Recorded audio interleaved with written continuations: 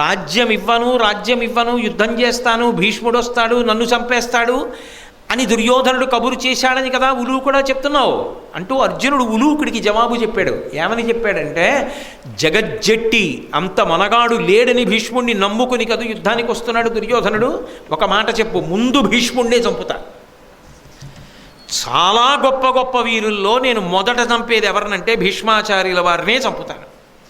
అందుకే అన్నాడు, తొలి ముద్ద గొందుము, మొదటి ముద్దగా యుద్ధంలో నేను తినేది భీష్ముడి ప్రాణాలని తింటాను.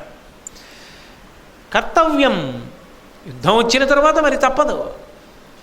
మొట్టమొదట భీష్ముడిని పడగొడతా, తర్వాత ద్రోణుణ్ణి పడగొడతాను, తర్వాత అప్పుడు కర్ణుడిని పడగొడతాను. అప్పుడు ఎందుకు ఇవ్వడో దుర్యోధనుడు రాజ్యం, నువ్వు చూద్దు గారి.